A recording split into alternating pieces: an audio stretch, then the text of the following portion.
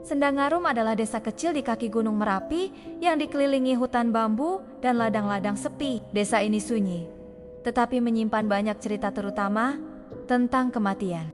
Orang tua di sana percaya bahwa roh tidak akan tenang kalau kain kafannya tidak diikat dengan benar.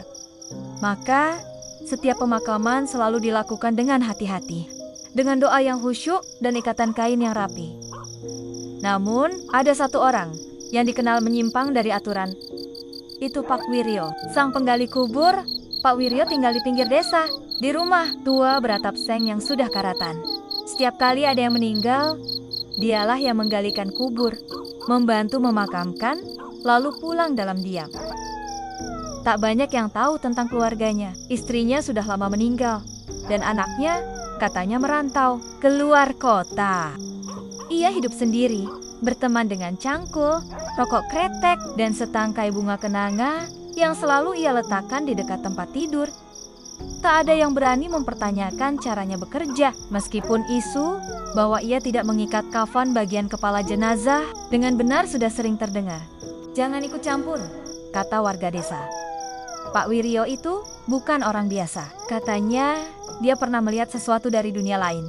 Segalanya berubah ketika Andi, seorang pemuda 20 tahun yang dikenal baik dan sopan, meninggal dunia. Ia pulang malam dari kota dan ditabrak truk di tikungan maut desa. Kepalanya pecah, tubuhnya hancur. Ibunya menjerit histeris ketika melihat jenazahnya dibawa pulang. Pemakaman dilakukan sore itu juga, karena jenazah sudah mulai membusuk akibat lama di rumah sakit. Seperti biasa, Pak Wiryo yang menggali dan memakamkan. Namun, ada satu hal yang aneh. Saat jenazah diturunkan, beberapa warga mengaku mencium bau anyir yang sangat kuat, padahal tanah masih basah dan baru digali. Pak Wiryo tampak terburu-buru saat mengubur. Tangan tuanya gemetar. Napasnya berat, tapi tak ada yang berani menegur. Setelah selesai, ia langsung pergi tanpa pamit, meninggalkan tanah kuburan yang masih segar. Malam pertama setelah pemakaman, anjing-anjing desa melolong sepanjang malam. Seekor anjing penjaga rumah Andi bahkan mencoba menggali tanah di depan, mencakar seperti ada sesuatu di bawah sana. Buarti terbangun pukul 2 pagi karena mendengar suara benda jatuh di dapur. Saat ia memeriksa, tidak ada apa-apa. Hanya jendela terbuka dan bau busuk menyengat menusuk hidung. Ia berusaha tidur kembali, tapi saat hendak memejamkan mata, ia melihat sesosok putih berdiri di luar jendela kamarnya. Sosok itu tidak bergerak, hanya berdiri. Tapi wajahnya samar terlihat di balik kain kafan yang longgar, matanya terbuka. Malam kedua semakin parah. Salah satu tetangga, Pak Salim, yang rumahnya bersebelahan dengan rumah keluarga Andi, mendengar suara seperti seseorang melompat-lompat di atas genteng. Ketika ia mengintip dari jendela, ia melihat jejak tanah merah di halaman rumahnya. Seperti bekas jejak pocong, tidak membekas seperti kaki biasa, tapi berbentuk bulat lonjong dan acak. Bocah kecil bernama Rino yang tinggal di ujung desa mengaku melihat Mas Andi yang bungkus putih berdiri di dekat pohon pisang. Ibunya menamparnya, mengira ia berbohong. Tapi malam itu, Rino demam tinggi, mengigau sambil berkata, "Jangan biarkan dia masuk rumah, dia belum selesai." Rumah Buarti makin hari makin kacau. Piring-piring pecah sendiri. Lampu sering berkedip tanpa sebab, dan bau amis darah menyusup dari kamar Andi. Yang paling membuat merinding, pintu kamar Andi setiap pagi selalu terbuka, padahal sudah dikunci malam sebelumnya. "Bu, dia tadi berdiri di depan pintu," kata adik Andi, Tia, yang baru berusia 9 tahun. Matanya sembab, tubuhnya gemetar. "Siapa, Tia?" "Mas Andi." Tapi kepalanya terbalik. Buarti sudah tidak bisa menahan tangis. Ia lalu meminta bantuan pada Pak Hadi, tetua desa, yang segera memanggil Ustaz Mahfud, seorang tokoh agama dari desa tetangga yang pernah menangani gangguan serupa. Malam itu, Ustaz Mahfud datang bersama muridnya, Dimas. Mereka membawa air doa, kitab suci, dan sebuah tasbih tua yang terbuat dari biji cendana. "Kita harus kuat malam ini, Buarti," kata Ustaz. "Apapun yang datang, jangan ada yang menjerit, jangan takut." Pukul 11 malam mereka memulai doa ruqyah.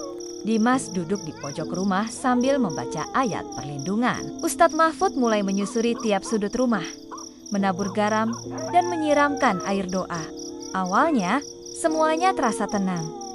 Namun, tepat jam 2:47 dini hari, lampu padam. Bismillah, ucap Ustaz pelan. Dimas menyalakan senter, namun cahaya redup dan bergetar. Seperti ada medan energi yang menghalangi, lalu terdengar suara. Suara seperti tubuh melompat dari tanah ke atap, dari atap ke halaman.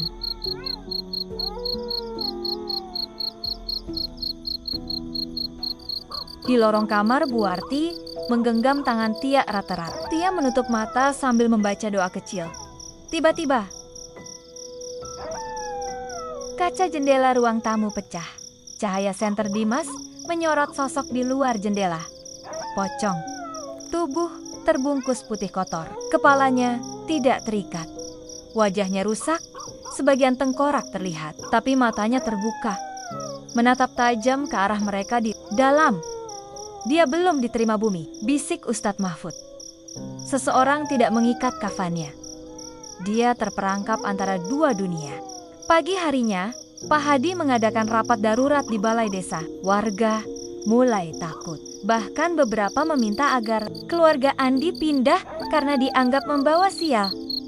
Kita harus gali ulang makamnya, kata Ustadz Mahfud dengan suara tegas. Apa? Teriak salah satu warga. Itu melanggar adat. Melanggar adat adalah membiarkan ruhnya tersiksa, jawab Ustadz cepat. Jika kau biarkan seperti ini, bukan hanya satu rumah yang terganggu, tapi seluruh desa bisa dihantui. Warga setuju. Matahari tepat di atas kepala saat belasan warga menggali makam Andi, suasana hening. Kecuali suara sekop yang menghantam tanah. Beberapa burung gagak mengelilingi area pemakaman, seolah menunggu. Setelah 1 jam, peti ditemukan. Saat dibuka, semua mundur. Mayat Andi masih utuh, tapi matanya terbuka, membelalak, dan kain kafan di bagian kepala tidak diikat. Lehernya sedikit miring dan bibirnya menganga seperti sedang menyeringai.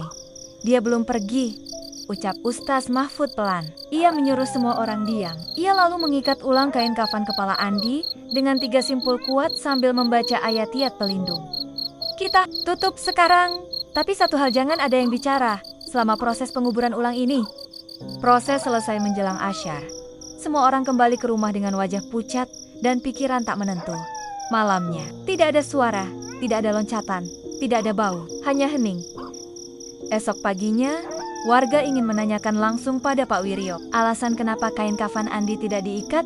Mereka pergi ke rumahnya di ujung desa, tapi rumahnya kosong. Pintu terbuka. Di dalam, semuanya berantakan. Foto-foto keluarga Pak Wiryo terbakar sebagian. Dan di tengah rumah, ada sehelai kain kafan tergeletak, lengkap dengan simpul yang belum diikat. Di dinding, seseorang menulis dengan arang. Aku sudah melihatnya. Dan dia ingin kembali. Warga panik, tapi tidak ada jejak Pak Wiryo. Tidak di sawah, tidak di pasar, tidak di hutan. Ia seperti ditelan bumi. Namun, seminggu kemudian, seorang penjual bunga yang melintas dekat makam malam hari mengaku melihat sesuatu. Ada pocong tua berdiri diam di bawah pohon beringin. Tubuhnya tinggi, kain kafannya kusut dan kotor.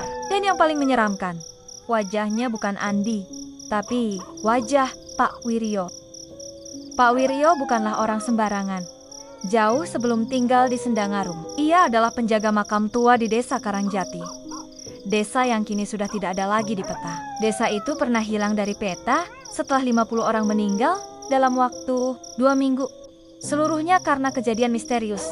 Ada yang tiba-tiba mati mendadak, ada yang gila, ada pula yang menghilang tanpa jejak. Pak Wiryo adalah orang terakhir yang meninggalkan desa itu. Kabar yang beredar, ia satu satania yang masih hidup karena melakukan ritual pemindahan roh. Ia percaya bahwa jika seseorang dikuburkan tanpa simpul kafan kepala, ruhnya akan tetap tertahan di dunia dan bisa digunakan, dimanipulasi, bahkan dijadikan penjaga bagi orang yang menguasainya. Itulah yang ia lakukan, hingga pada akhirnya ia tidak lagi mengikat kafan kepala siapapun yang dikuburkan olehnya. Satu persatu arwah gentayangan pun muncul. Tapi selama ini mereka tidak menyerang karena Pak Wiryo memiliki kendali atas mereka. Tapi Andi berbeda. Andi adalah pemuda suci, tak pernah menyakiti siapapun. Dan wafatnya pun tanpa unsur kutukan. Ketika Pak Wiryo melepas kafan kepalanya seperti biasa, ruh Andi memberontak. Ia tidak tunduk, ia tidak mau dijadikan alat. Ia menjadi pemberontak dari alam kematian, dan sejak itu arwah-arwah lain pun ikut menggeliat. Mereka yang dulunya dikendalikan, kini mulai sadar bahwa mereka telah dipermainkan. Mereka mencari pengikatnya, dan pengikat itu adalah Pak Wiryo sendiri. Malam Jumat Kliwon 3, setelah penggalian ulang, penduduk Sendangarum dikejutkan oleh suara ledakan petir yang mengguncang langit. Angin kencang berputar di atas area makam. Tanah berguncang, anjing-anjing menggonggong dan kemudian melolong, panjang, penuh duka. Lalu sosok pocong tua muncul di tengah pusara. Bukan sekadar berdiri, ia melompat ke setiap nisan, satu persatu, dan dari balik tanah pocong-pocong lain mulai muncul. Ada yang sudah busuk, ada yang tidak berkepala, bahkan ada yang tubuhnya tinggal. Pulang. Mereka semua berkumpul mengelilingi satu pohon beringin tempat terakhir Pak Wiryo terlihat. Dan di sana Pak Wiryo berdiri. Tidak lagi sebagai manusia, tapi sebagai pocong, dengan kain kafan yang lusuh, mata kosong, dan kepala yang tidak diikat. Warga yang menonton dari kejauhan hanya bisa berdoa. Tidak ada yang berani mendekat. Pagi harinya, semua pocong itu menghilang. Di bawah pohon beringin hanya tersisa gundukan tanah segar, setangkai kenanga, dan cangkul Pak Wiryo. Ustaz Mahfud datang terakhir ke lokasi. Ia berbisik pelan. Dia akhirnya dikuburkan oleh orang-orang yang dia khianati. Dan kini sudah tidak ada lagi simpul yang lepas. Sejak malam itu, Desa Sendangarum kembali tenang. Tidak ada lagi pocong gentayangan. Tidak ada lagi suara loncatan di malam hari. Tapi tradisi baru pun lahir. Setiap kali ada yang meninggal, warga akan memeriksa 3 kali apakah kain kafan kepala telah diikat dengan benar. Dan mereka akan selalu menabur kenanga di atas makam sebagai penanda, kami telah melepaskanmu.